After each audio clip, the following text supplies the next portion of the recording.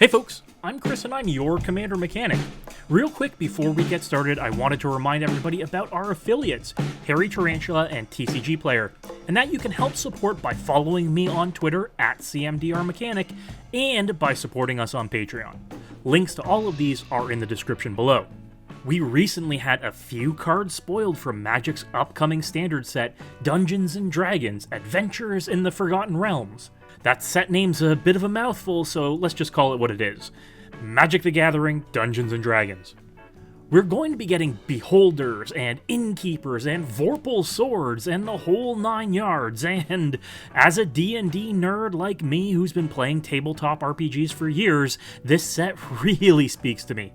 I am going to be so hyped for it, so we will cover a lot of it here on the channel. But one of the biggest recent reveals is that notable figures from Dungeons & Dragons lore are going to be appearing in the set as cards, and the first was revealed, the evil mother of all chromatic dragons, the 5-headed dragon god, Tiamat. Tiamat is a 7/7 flying dragon god for 7 mana and is a 5-color commander, costing white, blue, black, red, green, and 2 generic mana. When Tiamat enters the battlefield, if you cast her from anywhere, we can tutor up 5 differently named non-Tiamat dragons. Any card that tutors us 5 cards is definitely not breakable, right? Right? Well, you know I can't resist breaking things. After all, what's the point of being a mechanic if there's nothing broken to fix? So this may look familiar as there are a lot of high-powered strategies out there that run 5-color commanders to go infinite. We've seen high-powered versions of the First Sliver and Niv Mizzet Reborn show up in high-powered decks in high-powered games relying on the food chain combo. What is the food chain combo? Well, let's look at the namesake card, Food Chain. This is a 3-mana green enchantment that reads, exile a creature you control. Add X mana of any one color, where X is 1 plus the exiled creature's mana value. Spend this mana only to cast creature spells. So we can use this to go infinite and create infinite creature mana. But how, you ask? Well, these 3 creatures, Squee the Immortal, Misthollow Griffin, and Eternal Scourge can be cast from exile. That means that once we exile them to Food Chain, we can cast them with the mana we make from Food Chain, netting us an additional mana each and every time of any color we want. Once we have infinite mana of any color, we can cast our commander an infinite amount of times, exiling her to Food Chain in between casts. With Niv Mizzet, that's used to tutor up more creatures that can win on repeated cast. In the First Sliver, that's used to cascade every spell from your library. And in Tiamat, well, that's 5 dragons each time we cast Tiamat. And with infinite mana to cast creatures, we can immediately put them all in play. We could grab big, beefy dragons from our library, like Atarka Worldrender, Skithrix the Blight Dragon, and Karthus Tyrant of Jund, to give them all haste. You can go super aggro with this strategy to win via combat damage very easily. Or you can win without even needing combat damage. With infinite mana to cast creatures, you can just pull all of the dragons out of your deck and cast a Terror of the Peaks. Then each dragon you cast afterwards will dome your opponents, taking them out as Tiamat births all of her kin into play. You can even just recast Tiamat over and over again with your infinite Food Chain mana to use Terror of the Peaks as a win con. One other cool thing of note is that you can fetch up changeling creatures like Morophon with Tiamat, since technically they're dragons when not in play. Same goes for spells with the tribal type line of changeling, like Crib Swap. Since it's every creature type, it's also a dragon spell.